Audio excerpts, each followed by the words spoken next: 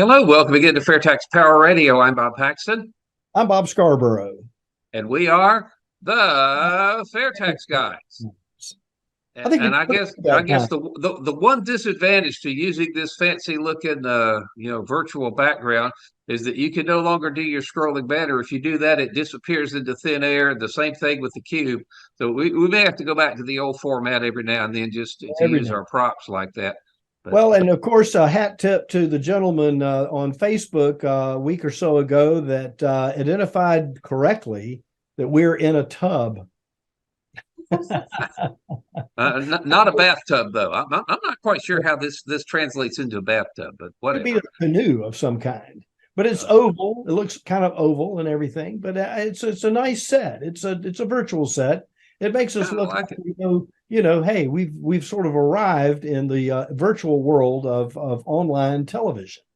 It is. All right. Well, I tell you what, I was really excited last week to talk to Steve Hayes and hear about some of his. Of course, he couldn't name any names, but he was saying there's a lot of behind the scenes momentum towards getting the fair tax going. And I still, as I mentioned last week, I still want to see the attack ads that will come out after the vote on the fair tax that flip the thing around. And instead of my opponent wants to put this huge 23% tax on you, that the ads will say my opponent wants to keep the corrupt IRS and doesn't want you to have your whole paycheck. It wants you to keep filing out tax returns and wants to keep the IRS in business and all that kind of stuff. So hopefully we'll see some momentum after that vote happens, no matter how the vote actually comes out.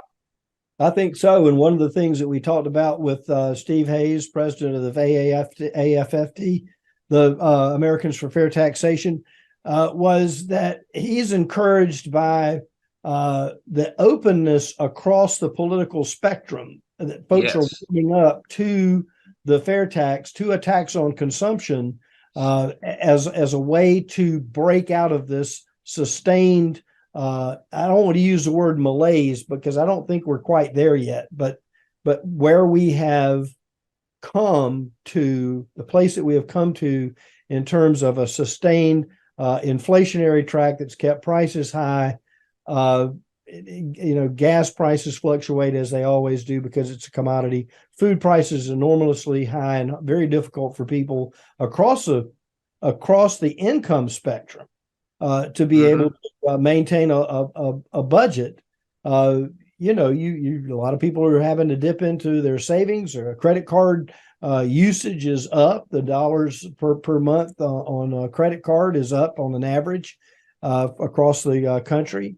And so the fair tax is being looked at, I think, as a way to break out of that. And not only families, it's appealing to young people. It appeals to somebody that's working two jobs, and within the political arena where we are warming up to the election cycle here, folks are trying to find that one thing that they can hang their hat on that's going to say, here's how to solve the challenges that face us financially in this country.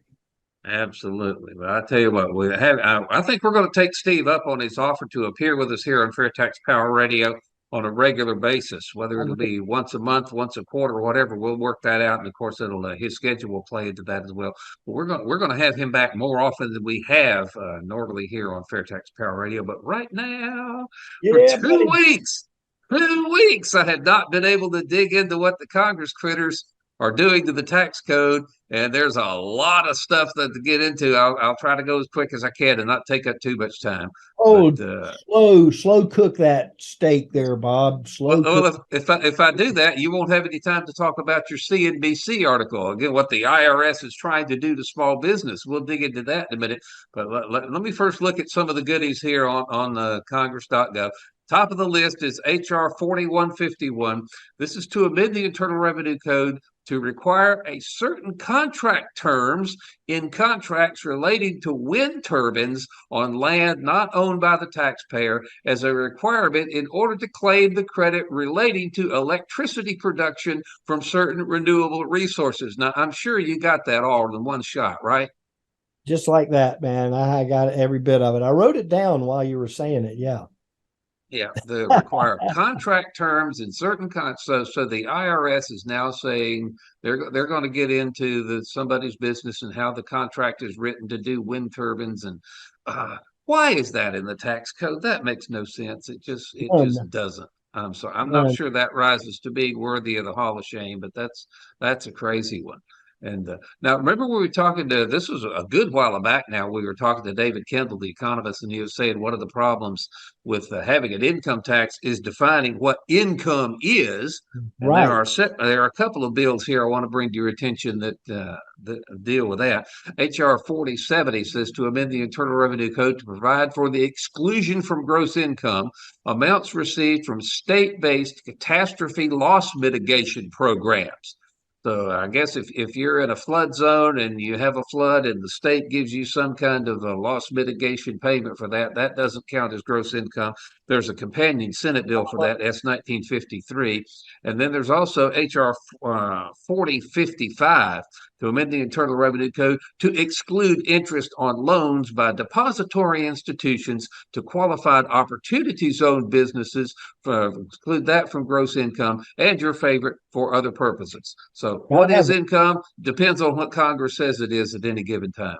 That's right. And for other purposes, I have to use my money for other purposes now. Increased cost of steak, increased cost of gas, increased cost of, so you get the picture.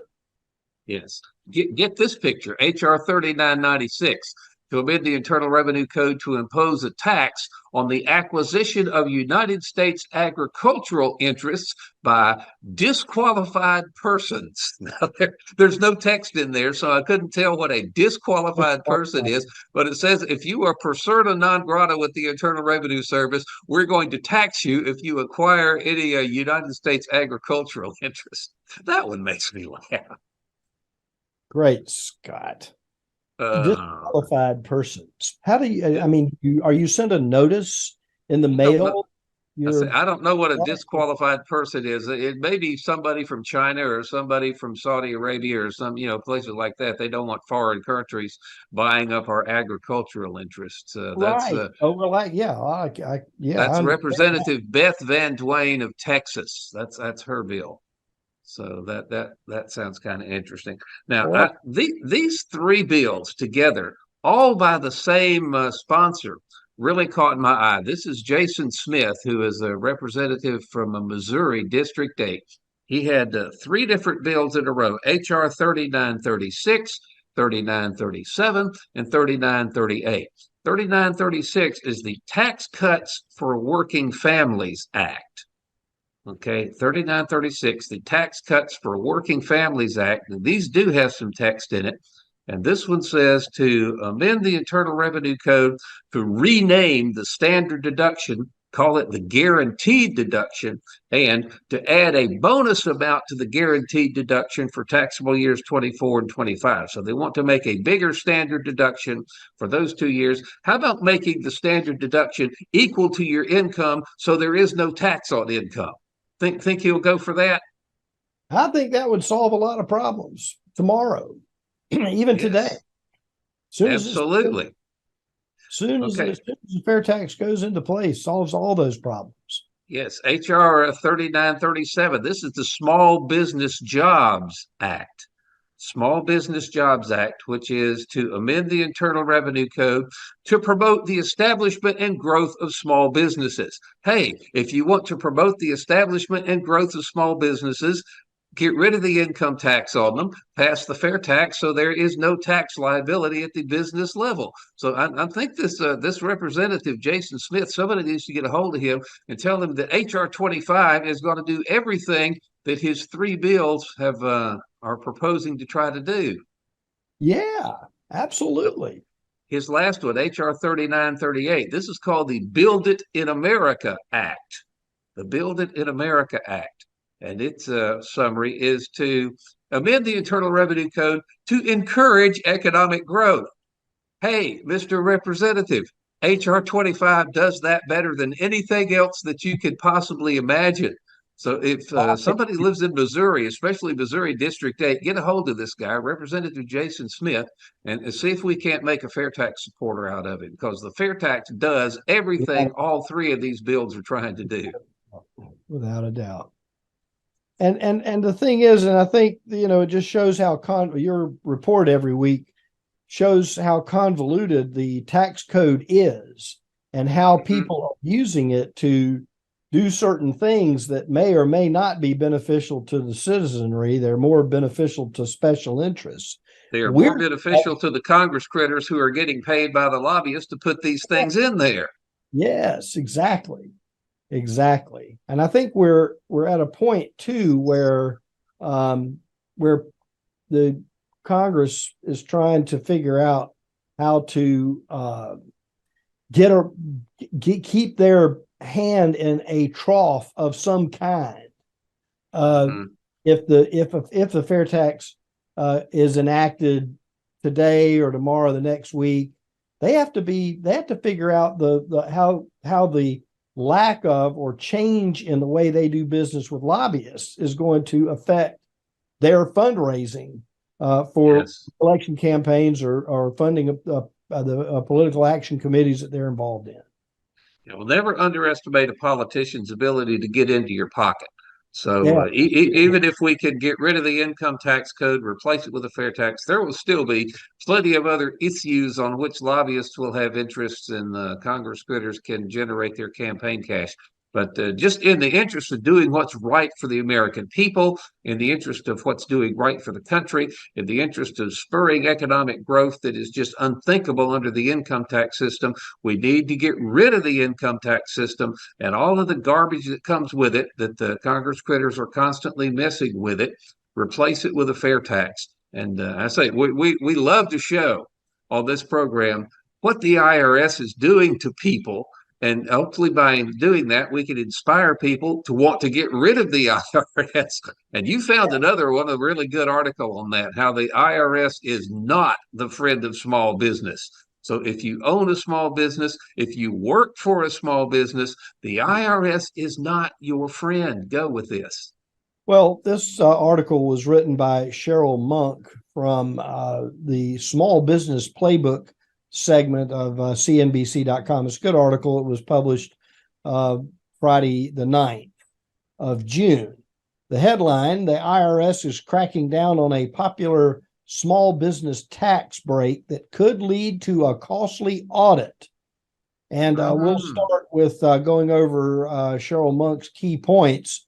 Specialist small business consulting firms have sprung up to help business owners claim the Employee Retention Credit, a governmental tax incentive intended for businesses stressed by the pandemic.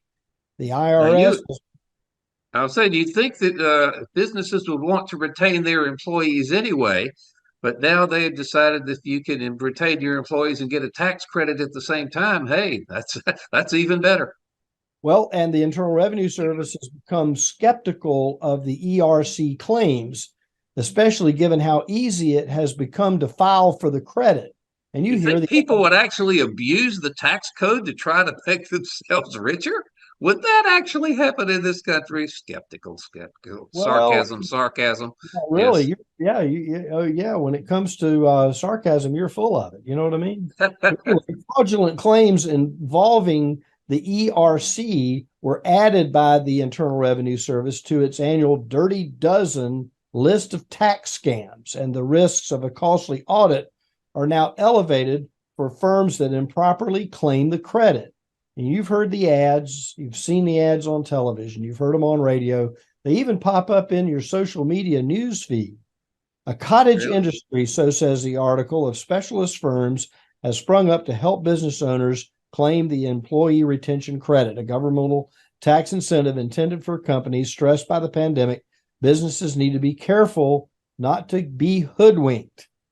So this is something that's grown out of the pandemic. There are strict eligibility requirements for the credit. One way it can be claimed is for wages paid during pandemic periods when gross receipts declined, and many owners may not really understand the criteria, and this is the challenge. It means they could inadvertently gloss over the opportunity and close out on credit of up to $26,000 per employee, or they could easily be duped by dodgy providers. That could be any ad that you see on social media. It could be radio or TV ad that you might encounter in while you're looking for your favorite show or looking for something else that's on television. Now, So you're saying that there are people that are trying to scam these small businesses by extracting a big fee from them for doing something that they shouldn't be doing, and the tax code is so complicated they don't really understand that they shouldn't be doing it. Why do we have a tax system that lets this happen? that's true. The IRS went so far as to add fraudulent claims involving the ERC to, as we said a minute ago, the Dirty Dozen list of tax scams. IRS Commissioner Danny Werfel, in a release, said, quote, the aggressive marketing of these credits is deeply troubling and a major concern. He went on to say there are very specific guidelines around these pandemic-era credits. They are not available to just anyone. So the setup for the people that are soliciting the business from the small businesses are going a little overboard and making it sound not necessarily too good to be true, but very close to how easy it might be. Eligible taxpayers can claim the ERC on an original or amended employment tax return for qualified wages paid between March 13th, 2020 and December 31st, 2021, according to the Internal Revenue Services. Businesses can be eligible if they sustained a full or partial suspension of operations due to pandemic-related government-ordered shutdown during the applicable time periods. The business can also be eligible if it experienced a decline in gross receipts during the first 3 quarters of 2021 or a significant decline in gross receipts during 2020, the whole year. So I tell you what, if this is pandemic era stuff, how long is it going to take to actually disappear? And they say, the pandemic has been officially declared over for quite a while now, and apparently the tax code has yet to catch up with it. Well, that's true, and I think that. No, I'm not a CPA. I'm just a guy sitting in a virtual set with my friend over here. And I would say that you'd want to consult your tax attorney or a CPA before signing with a ERC specialist. Yeah, absolutely. So, all right. What are some of the red flags that if you're a business owner, you don't want to get taken into? And again, if you're a business owner, you should be supporting getting rid of all of this stuff and replacing it with a FAIRtax that you will not pay on your business-to-business transactions. Well, according to the article at CNBC.com, even though a provider may make it sound super simple, there are many complicated factors in determining eligibility. There's a young lady who offered this information at a consulting and accounting firm. Be wary of any firm that uses pressure tactics to encourage businesses to act quickly. And one of the messages is, you need to act quickly. In the ads that I've heard, I hear that. Firms sometimes charge hefty upfront fees or a fee that is contingent on the refund amount. And most of the ads that I've heard on radio have been in that nature, contingent. Their pay is contingent upon what you end up collecting.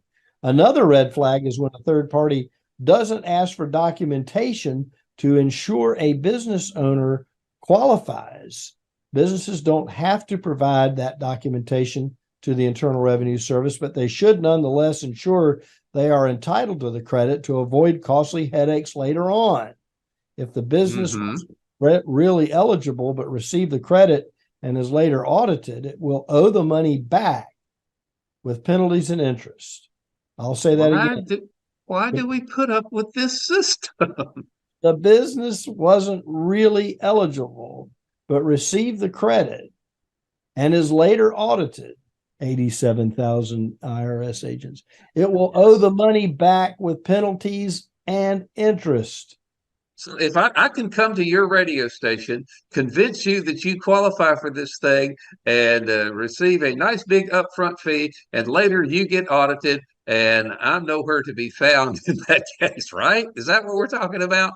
In Bermuda with your feet up on on another virtual set. Absolutely. So, so make sure you can substantiate your claim and your eligibility requirements. These are all things. If your business does qualify, uh, the next steps are with your tax return. And once a business ascertains it's qualified, the next step is to file ready Form 941X, an amended quarterly payroll tax return for each quarter for which the business is seeking credit for 2020. You have until April 15th, 2024 to file. For 2021, you have until April 15th, 2025. Do you think publication 17 will explain that to them? Well, it depends on whether or not they make the deadline and getting it in the next printing of publication 17 with the extra information. It might just be a piece of paper stapled to the back of the publication. By the time you end up with it, it'll probably be all over, and hopefully somewhere around 2025 or 6, we'll be rid of the Internal Revenue Service, and we'll be on that path that we don't And have so to. let me be sure I understand the premise of this article. You've got this cottage industry that has popped up claiming to help businesses claim this tax credit. Yeah, But they're actually trying to just collect a nice big hefty upfront fee for themselves, and they could lead businesses down the wrong path here that will lead and find out that, well, no, you're not really eligible for this thing, even though this other guy said you were. Then the IRS comes in, audits you, you owe a yeah. lot of money, and it's just a stinking system. It's a rotten system that needs to Well, be replaced with a consumption tax. You pay anonymously at the cash register. yeah, and the challenge is, hey, this tax credit is there, uh, It is a legitimate credit, but you could be deadlines. misled on how it works. It has deadlines that have to be met for the 2 years, 2020 and 2021, and you have to be able to amend your tax returns for those periods of time by a certain date. But tax day in 2024 for 2020, and tax day in 2025 for 2021. So there's this game going on. And when you think about it now, $25,000 per employee at potential. Oh, You're my head is starting to hurt here. This is just, going to spend some time trying to figure out but hey, this guy sitting here, me, Bob, we're just two guys at a virtual set talking about the FAIRtax. And the whole thing is we have to tell you, please, if you're in business and thinking about getting involved in one of those employment tax, the refund credit, employee retention credit thing. credit, yeah. I don't even pay attention to them. I hear the ads come on. I just don't pay any attention to them. It's a tax incentive intended for companies stressed by the pandemic. My advice, as meager as it is, coming from some guy sitting on a virtual set with another guy, check with your CPA and make sure that it's on the up and up, whatever it is that you're trying to do. Don't jump in just at the lure of easy money. Oh, I've got another idea. Go to fairtax.org, join the 1040 club. Yeah. Pledge just $10.40 a month to help Americans for fair taxation. Get rid of this lousy system so that you don't have to deal with credits, and you don't have to deal with CPAs, at least for tax purposes. And you don't have to deal with the IRS. You will never be audited again if we can just get rid of the income tax and replace it with a fair tax. And so, again, you can go to fairtax.org, join the 1040 club to help make that happen. And as Steve mentioned last week, call your representatives. I mean, before long, your representative is going to have to go on record. Do I support keeping the IRS, or do I support getting rid of it? So get in there, put some pressure on your elected representatives, and just see how they vote when this actually does come up. Absolutely. And the 1040 Club is easy peasy. Do that. And do me a favor, folks. Go ahead and talk to 5 of your neighbors today. When you see them, whatever time you're streaming the program tomorrow, talk to 5 friends, associates, neighbors, and say, hey, we need to think about getting rid of the Internal Revenue Service. What do you think? And they'll say, yeah. And they said, here's how you do it. And now I want you to go talk to 5 people. And each person that you talk to, you say that same thing. I want you all to go talk to 5 people. And I want you to say the same thing, conversation that we've had. Exponentially, you're going to reach a lot of people in your community in a week's time. If you just talk to 5 people a day, that's 25 people a week. And you multiply that out on down. And by the end of the week, if everybody's done what you've asked them to, and they've been sincere about their intentions, then you'll reach a lot of people.